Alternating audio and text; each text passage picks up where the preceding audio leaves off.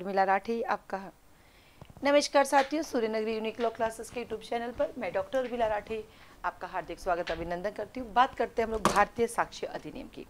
भारतीय साक्ष्य अधिनियम बड़ा अच्छा एक्ट है। इंडिया का कोई भी एग्जाम देने चले जाओ, हायर जुडिशरी से लेकर लोअर जुडिशरी तक, एपीओ से लेकर एडीए तक, जेलों से लेकर लॉ ऑफिसर तक, किसी भी डिपार्टमेंट में कहीं पर भी एग्जाम देने जाओ, एकमात्र सब्जेक्ट है जो कॉमन है, जो आपको हर जगह देखने को मिलेगा। क्योंकि जब भी आप किसी भी डिपार्टमेंट में नौकरी करोगे, जब भी कोई मुद्दा आपके सामने आएगा, आपको क्या देना पड़ेगा? एविडेंस। बिना एविडेंस के काम नहीं होता। तो ये कानून दिखने में बहुत छोटा है, सिर्फ 170 सेक्शन है, ओनली 12 चैप्टर है, ओनली 4 पार्ट्स है, लेकिन जब आप इसको पढ़ने बैठो ना, आपको लगे ये अभी कर लूँगी मैं। उल्टा आप BNSS जो इससे बड़ी है, BNS जो इससे बड़ी, वो जल्दी खत्म हो जाएगी। ये नहीं होती। TP एक्ट 137 सेक्शन है, वो नहीं हो पाते, क्योंकि जितने छोटे होते ना उतने खोटे होते नहीं। घर के बच्चे जो छोटे होते वो खोटे होते, जो बड़े होते बेचारे समझदार होते हैं। तो वैसे जैसे मुझे याद है, मैं हिंदी मीडियम से हुआ करती थी, तो कॉन्ग्रेचुलेशन की स्पेलिंग मुझे जल्दी याद हो गई। कॉन्ग्रेचुलेशन, बड़ी थी तो कॉन्ग्रेचुलेशन स्कूल में सीखी थी। मैं 6th में आई तो मेरी इंग्लिश हुआ करती थी, ठीक है। लेकिन वहीं पर कंट्री की स्पेलिंग नहीं कर पाई, तो छोटी स्पेलिंग की बड़ी बिगड़ जाती थी हमारी, बड़ी स्पेलिंग याद हो जाती। तो जितना छोटा एक्ट उतना ही खतरनाक। अब इसका नाम हो गया भारतीय साक्ष्य अधिनियम, शॉर्टकट में हम इसको बोलते BSA 2023। पहले हमारा इंडियन एविडेंस एक्ट हुआ करता था। तो भी हाल ही में आपके सामने CBI APP का एग्जाम है, वहाँ पे आपके काम आएगा, क्योंकि CBI APP का नया सिलेबस जारी नहीं हुआ, बट 100% नया सब्जेक्ट आएगा। बट जेलों का जो एग्ज़ाम है, उस जेलों में अभी भी पुराने वाला ही है, वहाँ पे नया वाला नहीं आ रहा है। जो जेलों राजस्थान का एग्ज़ाम भरा हुआ ना, उसमें अभी भी पुराने वाला ही आ रहा है, ठीक है। अब आइए याद करते हैं चुटकियों में भारतीय साक्ष्य अधिनियम कैसे याद करना है, क्योंकि थोड़ा सा चेंज कर दिया। मुझे याद है आज भी मैंने एक लीगल ऑफिसर का एग्ज़ाम दिया था एम्स में, वहाँ पर भी चैप्टर्स पूछे गए थे। अभी हाल ही में उत्तराखंड में एग्जाम हुआ था, वहाँ भी चैप्टराइजेशन के चैप्टर्स पूछे थे, चैप्टर कौन सा है, कहाँ से कहाँ तक है। तो आप याद रखना कि एग्जाम जब देने जाते तो क्वेश्चन कहीं से भी आ सकता है। तो सबसे पहले जब भी आप लॉ पढ़ते तो आपका उसका चैप्टराइजेशन याद होना चाहिए। तो इसका नाम है भारतीय साक्ष्य अधिनियम 2023। एक्ट नंबर इसका क्या है? एक्ट नंबर है इसका 47। तो इसका एक्ट नंबर क्या है? 47 है, बिल्कुल 47 है। अब ये 47 मैंने याद कैसे किया? मैंने याद किया, हमारे पास पहले हुआ करती थी IPC थी पहले हमारे पास 1860। जो IPC 1860 थी वो हम सदियों से पढ़ रहे हैं, उसका एक्ट नंबर 45 था, वो सालों से पढ़ रहे हैं हम सब जने, ठीक है। वो IPC जो है वो बन गई अब आपकी BNS, उसका अभी भी एक्ट नंबर 45 ही है, ठीक है। तो पहले आपकी BNS आती है, फिर प्रोसीजर आता है इसका BNSS, ठीक है। तो उसका बन गया 46 एक्ट नंबर, और फिर आता है सबूत लेके आओ, ये बन गया 47, इसलिए मेरे को याद हो गया।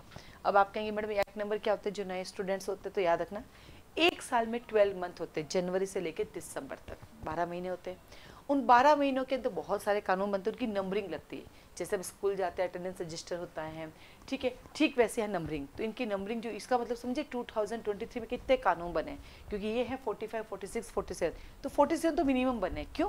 क्योंकि इसका जो सिग्नेचर डेट है वो 25 दिसंबर 2023 है। तो मुझे नहीं लगता फिर 25 दिसंबर के बाद विंटर वैकेशंस आ जाते हैं तो हो सकता नहीं बने।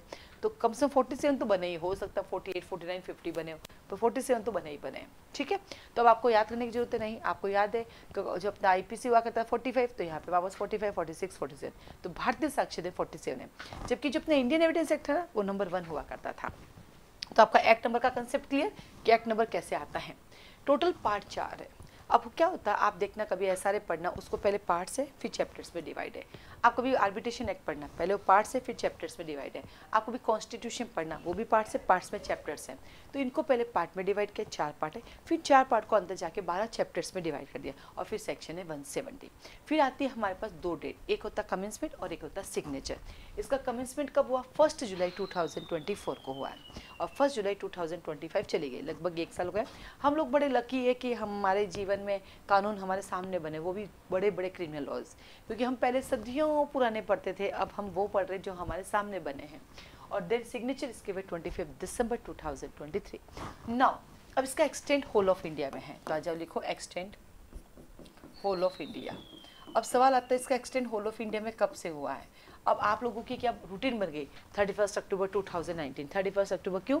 क्योंकि जब 31 अक्टूबर 2019 था तो हमारा कॉन्स्टिट्यूशन का आर्टिकल 370 को हटा दिया गया, यानी जम्मू कश्मीर जो हमारा अलग था उसको मर्ज कर दिया गया, अब वो इंडिया का स्टेट बन गया, तो सारे कानून में अप्लाई हो गए। तो इसलिए अब अपना मुंह से यही निकलता है 31 अक्टूबर 2019। लेकिन बेटा जी ये तो बना ही 2023 में, तो फिर 31 अक्टूबर 2019 क्यों याद रखना दीपिका?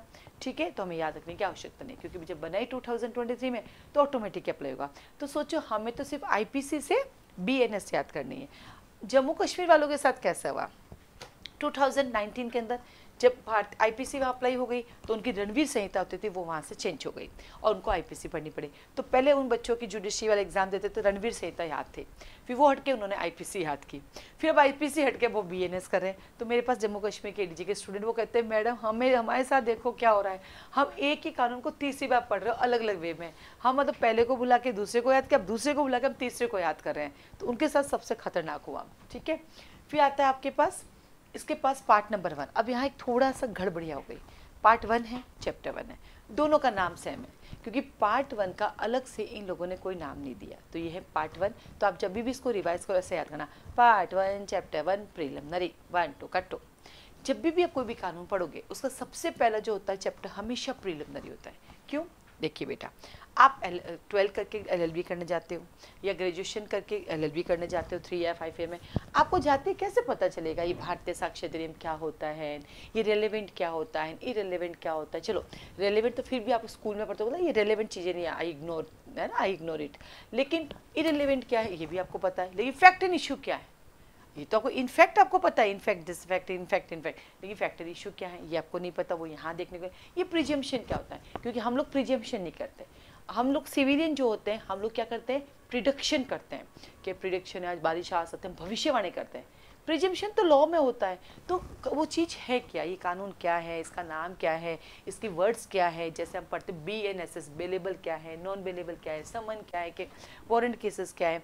तो जब भी हम पढ़ेंगे चैप्टर 1 तो उसका प्रीलिमिनरी हमें उसका इंट्रोडक्शन बताता, मैं कौन हूँ, मैं कहाँ से आया हूँ, मेरा नाम क्या है, मेरा मीनिंग क्या है, वो सब समझाता है। तो आप आज ट्राई करना, आप जिस भी स्टेट का कोर्स करते हैं उस कोर्स के अंदर जितने बैरेक्ट है वो सब बाहर निकालना, बाहर निकाल के उस सबका चैप्टर 1 ढूंढना, क्या वो प्रीलिमिनरी है तो कहाँ से कहाँ तक। उससे 2 फायदे होंगे, एक तो आपको आपका सिलेबस पता चलेगा और एक इस बहाने सारा खुल जाएगा, अच्छा इतने एक्ट है मैं कर सकती हूँ या नहीं कर सकती हूँ, आपको खुद को ही आइडिया लग जाएगा। वहीं से आपको सेटिस्फाइड हो जाएगा कि मैं जुडिशरी कर पाऊंगी कि नहीं। दुनिया को क्या पूछना कि मैं जज बन सकती हूँ कि नहीं, या मैं जुडिशरी कर सकती हूँ, आप खुद से पूछो ना कि क्या मैं जुडिशरी कर सकती हूँ नहीं, और वो कौन बताएगा, आपका बैरेक्ट। हमारे कई बच्चे ऐसे भी आते हैं क्लास ज्वाइन करने के महीने भर बाद कहते हैं कि मैम ये एक्ट तो अभी खरीदने ही बाकी है। तो भाई मेरी तो बचपन से आदत है, जिस क्लास में जाना पहले उसका सिलेबस पास होना चाहिए। ठीक है, तो आज आपका होमवर्क है कि जितना भी आपका सब्जेक्ट है सबका प्रीलिमिनरी लिख के अपने घर में चिपकाना है, हाँ ये मेरे सारे सब्जेक्ट है, इनका प्रीलिमिनरी यहाँ से यहाँ तक है, और कोशिश करना उनकी डेफिनेशन क्लोज को भी वहीं पे साथ में लिख देना। फिर आता पार्ट 2 चैप्टर 2, इसको भी ऐसे याद करना, पार्ट 2 चैप्टर 2। तो पहला है प्रीलिमिनरी, दूसरा कहता है रेलेवेंसी। भारतीय साक्ष्य अधिनियम कहते हैं मैं तो सिर्फ रेलेवेंट चीज़ों पे बात करूंगा, इरेलेवेंट पे नहीं करूंगा। कैसे बताती हूँ। क्या हुआ था, एक बार एक मर्डर हो जाता है, तो वहाँ पे विटनेस होते हैं, विटनेस इसमें एक लड़की होती है, उस लड़की को बुलाते हैं, अच्छा आपने मर्डर होते हुए देखा, उसने कहा यस मेरे आंखों के सामने मर्डर हुआ, इसने उसको मार दिया। उसने नाम वाम तो उसको पता नहीं था, पर उसने कहा इसने उसको मारा। तो बोला अच्छा वहाँ आप क्यों गए थे, तो बोला मैं वहाँ पे पढ़ने जाती थी। तो क्यों कैसे मारा, तो बोला इनमें झगड़ा हुआ मार दिया। अच्छा ओके, आप जब अपने घर से निकली थी तो क्या खा के निकली थी, आप जब अपने घर से निकली थी तो क्या खा के निकली थी। ठीक है, तो क्या बोला कि जब घर से निकली तो क्या खा के, तो उसने बेचारी बता दिया। तो बोला अच्छा जिस कमरे में थी उस कमरे की साइज कितनी थी, तो उसने ये भी बता दिया लगभग। तो अच्छा जिस कमरे में मर्डर उस कमरे की खिड़कियाँ कितनी थी, उसने वो भी बता दी, क्योंकि देखो ये पार्ट ऑफ द है रेलेवेंसी का, वाकई बात थी या नहीं थी इस बारे में। ठीक है, उसके बाद उससे पूछा गया था अच्छा आपके बॉयफ्रेंड कितने हैं, आप सुबह से शाम तक कितने बॉयफ्रेंड के साथ घूमती। उसने कहा व्हाट इज दिस, मेरे बॉयफ्रेंड या मेरे फ्रेंड से इस केस से रिलेटेड क्या लेना देना है, इस केस से क्या लेना देना आपको, यह है इरेलेवेंट। ये बातें कोर्ट में नहीं पूछी जाएगी। यहाँ पे कोर्ट में होता है ऑब्जेक्शन। देखते ना अपन टीवी सीरियल्स देखते हैं, मूवीज देखते हैं, क्या कहता है ऑब्जेक्शन, ऑब्जेक्शन मिल आउट, ऑब्जेक्शन ओवर रूल्स। तो इंडियन एविडेंस से कहता है मैं सिर्फ रेलेवेंसी की बात करूंगा। ये क्या आ गया मुद्दा भाई क्या लेना देना है? हाँ, आपने कमरा पूछा, कमरे की साइज पूछी, कमरे की खिड़कियाँ पूछी, तुम सुबह क्या खा के निकली वो पूछी, वो सब ठीक है क्योंकि सब है, लेकिन इसके फ्रेंड से, बॉयफ्रेंड से, इसके घूमने फिरने से, इससे क्या लेना देना? तो ये कहता है मैं सिर्फ रेलेवेंसी ऑफ फैक्ट्स की बात करूँगा, फालतू चीज़ों से मुझे लेना देना नहीं। हमारे साथ भी होता है, हमारी कोई फ्रेंड होती है, कोई बात कहती है, कोई कहानी सुनते हैं, हम क्या कहते हैं, यार रेलेवेंट बात है तो बताने, तो इग्नोर यार, तो मुझे वैसे मेरे जीवन में बहुत परेशानियाँ हैं, मुझे एक्स्ट्रा बातें नहीं सुनी, पर कहते हैं ना, ये भी कहता है। कहाँ से कहता है? 3 to 50। तो चैप्टर 1 पार्ट 1, पार्ट 2 चैप्टर 2 इतना ही है। चलते हैं चैप्टर नंबर 3। क्या कहता है? मैं बर्डन ऑफ प्रूफ हूँ। अब रेलेवेंसी फैक्ट है, तो रेलेवेंसी फैक्ट कोर्ट पे कौन पेश करेगा? जिसके ऊपर बर्डन ऑफ प्रूफ होगा। तो बर्डन ऑफ प्रूफ वाला आएगा, कैसे लेकर आएगा? कुछ चीज़ें तो कोर्ट को खुद को ही पता होती है, कुछ वो ऑरल में बोलेगा, कुछ वो डॉक्यूमेंट देगा, और जहाँ डॉक्यूमेंट होगा वो ऑरल नहीं चलेगा। ठीक है, तो क्या कहता है? 3, 4, 5, 6 यानी 51 से 103 है, और यहाँ पे आपके पास कितने 4 चैप्टर्स आते हैं। चैप्टर नंबर 3 कहता है फैक्ट्स। अब बोलते क्या है? बोला दिन है, आंखें बंद कर दे रात हो जाएगी। कहते ना पर कई बार कि बोला आज ये तो क्या पहन के आई है, एक मिनट, सॉरी, एक फ्रेंड आती है आपके स्कूल, क्या पहन के आई? अरे दिखाई तो दे रहा है ना, और ऊपर से उससे क्या पहन के आई है? तो जो चीज़ दिखाई दे रही है उनको पूछने की जरूरत नहीं होती। तो एक इसी पर हमेशा एक कहानी सुनाती हूँ। एक अकबर और एक बीरबल होते हैं, इनकी कहानियाँ बड़ी अच्छी होती हैं। कभी आप लोग ना बोर होते हैं ना, तो रील्स मत देखा करो, रील्स देख के समय व्यर्थ मत किया करो। आप जमाने बदल गया, लेकिन आप कोशिश करो चुटकुले पढ़ा करो, आप अकबर बीरबल की कहानियाँ सुना करो, उससे आपको अपने पढ़ने की एनर्जी बढ़ेगी, आपको लगेगा कुछ नया चीज़ सीख रहे हैं, और सच्ची में उन कहानियों में कुछ सीख है। आज की रील्स में नथिंग है, तो कोशिश करें कि आप रील्स ना देखें। हालांकि आप मेरा कहना नहीं मानोगे, फिर भी ट्राई करना, ठीक है। तो एक बार अकबर ने बीरबल से कहा कि बीरबल, इस हमारे संसार मतलब हमारे इस एरिया में कितने लोग हैं जो अंधे हैं? तो बीरबल ने कहा ठीक है भाई, ढूंढ के लेके आता हूँ। और तो जाता है, तो बोला और बीरबल यहाँ क्या कर रहा है? अरे बीरबल वह काम कर रहा है, सामने दिखाई दे रहा है। कोई बच्चा पढ़ पूछता है, अरे क्या कर रहा है? अरे पढ़ रहा है, तुम्हें दिखाई नहीं दे। अरे क्या पहन के आया? अरे पहना हुआ तुम्हें दिखाई नहीं दे रहा है क्या? यानी तो उसने कहा कि भाई कौन से बच्चे, कौन से अंधे? आंखों के अंधे चाहिए, बिना आंखों वाले, क्योंकि हमारे यहाँ पे आंखों के अंधे ज्यादा होते हैं। तो जो चीज दिखाई देती है उसके लिए क्या पूछना? तो चैप्टर नंबर 3 कहता है facts which need not to be proved. जो सामने दिखाई दे रहा है उसको प्रूव करने की आवश्यकता नहीं होती है। कहाँ से कहाँ तक? 51 से 53। अब उन्होंने कहा भाई ये फैक्ट है, तो इन फैक्ट को आपको क्या करना पड़ेगा? उन फैक्ट को आपको प्रूव करना पड़ेगा। तो आता है आपके पास ओरल एविडेंस 54 से 55, आप बोल के बता दो। आप कहेंगे नहीं साहब उसके लिए डॉक्यूमेंट्स है मेरे पास, तो लाओ डॉक्यूमेंट्स पेश करो 56 से 93। क्यों? क्योंकि हम पढ़ते हैं सीपीसी बेटा, सीपीसी का ऑर्डर नंबर 7 क्या कहता है? सीपीसी का order number 7 rule number 14, order number 8 rule number 1A। ठीक है, तो सीपीसी का ऑर्डर 7 रूल 14 ओ प्लेंटिव, तुम जिन डॉक्यूमेंट की बात करते हो तुम ही लेकर आओ, और ऑर्डर नंबर 8 रूल 1A और डिफेंडेंट, तुम जिसकी बात करते हो तुम लेकर आओ। यानी जो कुछ डॉक्यूमेंट में आपको डॉक्यूमेंट में लाना पड़ेगा, as well as registration act, वो भी कहता है जो कुछ डॉक्यूमेंट में है उसको लाना पड़ेगा, रजिस्ट्रेशन मैंडेटरी है, नहीं तो हम मानेंगे नहीं इसका वैल्यू क्या है, क्योंकि अगर रजिस्ट्रेशन नहीं तो वैल्यू नहीं मानते। तो डॉक्यूमेंट्री एविडेंस है, और जहाँ डॉक्यूमेंट्री एविडेंस है वह ऑरल को हटा देते हैं। तो चैप्टर नंबर 6 कहता है exclusion of oral evidence by documentary.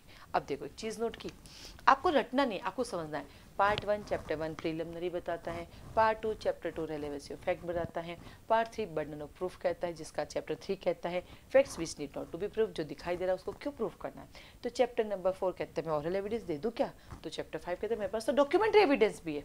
तो चैप्टर नंबर 6 कहता है कि मैं तो अगर डॉक्यूमेंट्री है तो मैं ऑरल एविडेंस को एक्सक्लूड करता हूँ। तो ये देखो 3, 4, 5, 6 हो गया। तो आपको हमेशा याद रखना है, चीज़ों को रटने की बजाय आपको क्या करना है? चीज़ों को रटने की बजाय आपको चीज़ों को समझ के याद करना है, ठीक है। फिर चलते पार्ट नंबर 4 की तरफ। पार्ट 4 कहता है ओ भाई अब आओ कोर्ट में, सामान लेकर आओ। तो सामान जो लेकर आते हैं उसको बोलते हैं प्रोडक्शन करना। प्रोडक्शन किया तो उसका इफेक्ट क्या होगा? तो चैप्टर नंबर 4 कहता है production and effect of evidence, जो भी आप लेकर आते हो उसके बारे में बात करता है। हिंदी में इसको चेंज करो,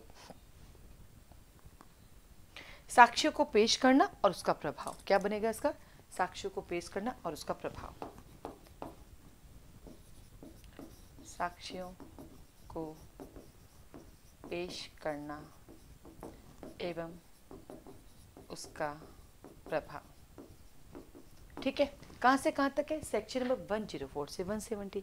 अब 104 से 170 चैप्टर कौन कौन से?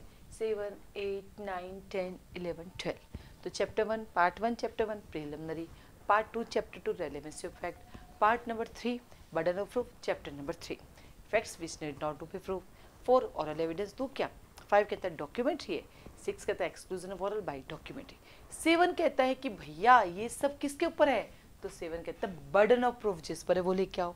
तो बेटा ये बर्डन ऑफ प्रूफ किस पर होता है, तो याद रखना burden of proof civil matter में, क्या कहा मैंने, burden of proof civil matter में प्लेंटिफ पर होता है और क्रिमिनल मैटर में किस पर होता है, प्रोसिक्यूशन पे होता है। तो लिखो लिखो burden of proof civil matter में, burden of proof civil matter में प्लेंटिफ पर होता है और क्रिमिनल मैटर में प्रोसिक्यूशन पर होता है। इसे कहते हैं बर्डन ऑफ सबूत का बात, जो कोर्ट से चाहता है कोर्ट उसकी बातें भरोसा करे वही प्रूफ करेगा, दूसरा काहे को करेगा। आप कहते हो जब राम ने चोरी की तो पहले तुम ये प्रूफ करो तुम्हारा सामान चोरी हुआ, तुम्हारे पास वो सामान था या नहीं था, पहले आप प्रूफ कीजिए उसके बाद देखेंगे। ठीक है, तो आया आपके पास सेक्शन नंबर 104 से 120। फिर आता है चैप्टर नंबर 8। एक बार जो कह दिया सो कह दिया, अब आप उसको डिनाई नहीं कर सकते, दैट इज कॉल्ड एस्टोपल। क्या बोलते हैं, एस्टोपल विबद्ध। अब एक सरप्राइज वाली बात बताती हूँ, पूरा भारतीय साक्ष्य अधिनियम प्रोसीजर लॉ है, बट लिखो बट चैप्टर नंबर 8 लिखो सब्सटेंटिव लॉ है, सब्सटेंटिव लॉ है। हिंदी वाले क्या बोलेंगे इसको, सारवान विधि, तो लिखो सारवान विधि। अब ये प्री का सवाल आता है बेटा, प्री में अगर प्री का क्वेश्चन आता है कि इंडियन एविडेंस एक्ट सॉरी भारतीय साक्ष्य अधिनियम कैसा लॉ है, तो एक लाइन में याद रखना प्रोसीजर लॉ है, प्रोसीजर लॉ है, प्रोसीजर लॉ है। आप ये मत कहना मिक्सचर ऑफ प्रोसीजर सब्सटेंटिव, क्यों, एक चैप्टर होने से मिक्सचर थोड़ी हो जाता है, मिक्सचर तो आधा आधा होता है तो मिक्सचर बनता है, एक चैप्टर से थोड़ी बनता है। तो याद रखना लिखो प्री के एग्जाम के लिए भारतीय साक्ष्य अधिनियम एक प्रोसीजर लॉ ही है। ठीक है, नंबर 1। नंबर 2 लिखिए, आपसे पूछे कि भारतीय साक्ष्य अधिनियम का कौन सा चैप्टर है जो कि सारवान विधि है, जो कि सब्सटेंटिव लॉ है, तो आप कहना विबद्ध, यानी चैप्टर नंबर 8 एस्टोपल है। ठीक है, अब इस एस्टोपल को हम कहाँ पढ़ते हैं, हम पढ़ते हैं कॉन्ट्रैक्ट एक्ट में भी, तो अब लिख करके लिखो कॉन्ट्रैक्ट एक्ट को शॉर्ट में बोलते हैं ICA, सेक्शन नंबर 25, उसके अंदर क्लोज 2 दिया हुआ है, लिखो सेक्शन 25 क्लोज 2, वहाँ पे हम पढ़ते हैं प्रोमिसरी एस्टोपल। और हम एस्टोपल TP एक्ट में कहाँ पढ़ते हैं, तो लिखो TP एक्ट सेक्शन नंबर 43। तो देखो ये एस्टोपल कितना बढ़िया पार्ट है, एस्टोपल हम TP में भी पढ़ते हैं, TP सब्सटेंटिव लॉ है, याद आया। ये एस्टोपल हम कॉन्ट्रैक्ट में पढ़ते हैं, कॉन्ट्रैक्ट भी सब्सटेंटिव लॉ है, तो जो सब्सटेंटिव लॉ है इसलिए चैप्टर नंबर 8 भी हमारा कैसा लॉ है, ये भी हमारा सब्सटेंटिव लॉ है। चैप्टर नंबर 7 आ गया बर्डन ऑफ प्रूफ, एक आया एस्टोपल। अब एस्टोपल मैंने क्या कहा, एक बार जो कह दिया सो कह दिया, उसको डिनाई नहीं कर सकते, तो अब उसको तोड़ना है तो किसको बुलाना पड़ेगा कि सब ही गलत है, विटनेसेस को। तो चैप्टर नंबर 9 कहता है ऑफ विटनेसेस, सेक्शन नंबर 124 से सेक्शन नंबर 139। तो आया, तो याद नहीं किया, देखो chapter 1 part 1 chapter 1 preliminary, part 2 chapter 2 relevant fact दूंगा, पार्ट 3 चैप्टर 3 कहता है, पार्ट 3 कहता है ऑन प्रूफ, जिसमें चैप्टर 3 कहता है facts which need not to be prove, 4 कहता है ऑरल एविडेंस दूं क्या, 5 कहता नहीं मैं तो डॉक्यूमेंट्री लाऊंगा, 6 कहता है यू हैव ए डॉक्यूमेंट्री, तो अपना ऑरल को एक्सक्लूड करते हैं। तो चैप्टर 7 कहता है बर्डन ऑफ प्रूफ किस पर होगा, तो 8 कहता है जिसने एस्टोपल किया, 9 कहता है एस्टोपल को तोड़ने के लिए विटनेसेस को लो, विटनेसेस आ गए कोर्ट में, अब आप क्या करोगे, विटनेसेस की आरती उतारोगे, नहीं भाई। चैप्टर 10 कहता है एग्जामिनेशन ऑफ विटनेसेस, तो देखो याद नहीं करना, एक चीज में से दूसरी चीज निकल गई है, तो विटनेसेस के हम एग्जामिनेशन करेंगे, कहाँ से कहाँ तक करेंगे, सेक्शन नंबर 140 से लेकर 168 तक। तो अब विटनेसेस ने जब एग्जामिनेशन कराई तो उन्होंने गलत गलत चीज़ें बोली, है ना, इरेलीवेंट चीज़ें बोली जो एडमिशिबल नहीं थी, अब आप क्या करोगे, उन्होंने ढंग से एविडेंस नहीं दिए, तो चैप्टर 11 कहता है इम्प्रॉपर एडमिशन हो गया और वो रिजेक्शन हो गया ऑफ एविडेंस। अगर इम्प्रॉपर एडमिशन होगा, आप क्या कहते हैं बिना प्रॉपर के आप स्वीकृति कर लोगे तो हमें उसको हटाना पड़ेगा ना हमारे केस में, ये तो गड़बड़ हो जाएगी। तो कहता है साक्ष्य के अनुचित ग्रहण और अग्रहण के विषय में यदि हमने इम्प्रॉपर एविडेंस लिए है तो क्या उन्हें कंटिन्यू रखना है या उन्हें हटाना है, ये हमें बताता है सेक्शन नंबर 169। और चैप्टर नंबर 12 तो वैसे मतलब नहीं है, ये कहता है रिपील ऑफ सेविंग्स, मतलब जो कुछ पहले था वो हट गया, पहले की प्रोसीडिंग जो चल रही है वो उसी के हिसाब से चलेगी और नई प्रोसीडिंग नई के हिसाब से चलेगी, नई वाली प्रोसीडिंग पहले वाली को इफेक्ट नहीं करेगी। इतना छोटा सा है, बट याद कैसे करना है, part 1 chapter 1, part 2 chapter 2, part 3 chapter number 3, 4, 5, 6, part number 4 chapter number 7, 8, 9, 10, 11, 12। ठीक है, अब आता ही है, अब इसको और कैसे करना है, जैसे आप प्री आराम से प्री में कम से कम कहीं भी जाओगे तो भारतीय साक्ष्य अधिनियम के कम से कम 10 क्वेश्चन आते हैं, कभी 12 आते हैं तो कभी 13 आते हैं, कभी 15। क्योंकि मैंने क्या कहा, ये हर एग्जाम आता है, ये सिविल क्रिमिनल दोनों को टच करता है। तो इसको पढ़ने का एक ही तरीका, चैप्टर 1 पढ़ो बढ़िया सा, उसको सुंदर सा पढ़ के उसको लिख दो, बिना दिक्कत पूरा बैलेट छाप दो। फिर चैप्टर 2 पढ़ो, उसको पूरा लिख दिया, देखो सेक्शन 3 से 50 है, आधा सेक्शन कर है, फिर उसको बंद करके आप लिखना शुरू करो और हाथों हाथ उसी के ऑब्जेक्टिव सॉल्व कर लो। देखो कई बार आप कोचिंग ज्वाइन कर लेते हो, कोचिंग जस्ट योर कंटिन्यूटी है, लेकिन आपको सेल्फ स्टडी भी आप कर सकते हो। अगर आपके खुद के पास डिटर्मिनेशन है, आपको किसी कोचिंग की जरूरत नहीं, आप खुद से सेल्फ स्टडी कर सकते हो। कैसे कर सकते हो, अपना रूटीन बनाओ, मुझे जीवन भर करना है, नहीं होता है तो हम तो बैठे ही हैं, कंटिन्यूटी के लिए आ जाओ।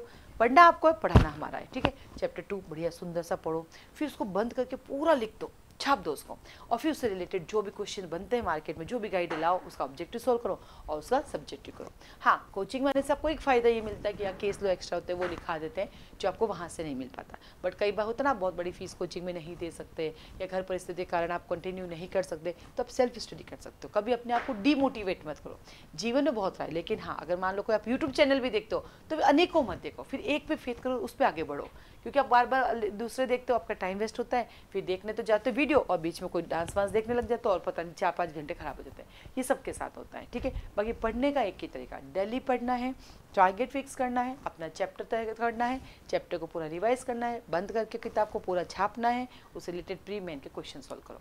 तो ऐसे आप करो, आप खुद देखोगे याद हो गया आपको, ठीक है। और जो क्लास में बैठे बच्चे, आज आपका ड्यूटी 5 टाइम इसको लिखना है। पहली बार देख के लिखना है, दूसरी बार आधा देखना है, आधा लिखना है, तीसरी बार बिना देखे लिखना है, जब भूल जाओ देखना है, और चौथी और पांचवी बार तो बिना देखा देख ही लिखना है। तो नेक्स्ट क्लास में हम इसको आगे बढ़ेंगे कि इसकी नेचर क्या है, इसमें कौन कौन अमेंडमेंट कर सकता है, ठीक है, ये कहाँ अप्लाई होता है, कहाँ नहीं। सबसे बड़ी बात पता क्या है, भारतीय साक्ष्य अधिनियम सिर्फ जुडिशियल प्रोसीडिंग पे अप्लाई होता है, आर्बिट्रेशन की प्रोसीडिंग पे अप्लाई ही नहीं होता है, ये एफिडेविट पे अप्लाई ही नहीं होता है। तो हम पढ़ेंगे भारतीय साक्ष्य अधिनियम की नेचर क्या है, इसमें कौन कौन अमेंडमेंट कर सकता है, ये कहाँ अप्लाई होता है, कहाँ अप्लाई नहीं होता है, इसका यूज़ कैसे किया जा सकता है, ये सब हम नेक्स्ट क्लास से पढ़ेंगे। तो आज आपका होमवर्क क्या है ऑनलाइन क्लास वालों, आज आपका होमवर्क है, इसको याद करके आपको क्लास में आना है, ठीक है। और इसमें अमेंडमेंट कौन कर सकता है, अभी भी सिखाया मैंने आपको, कौन अमेंडमेंट कर सकता है इसके अंदर, सेंट्रल गवर्नमेंट, स्टेट गवर्नमेंट, क्योंकि सारे के सारे कानून किससे रिलेटेड है, कॉन्करिंग लिस्ट के,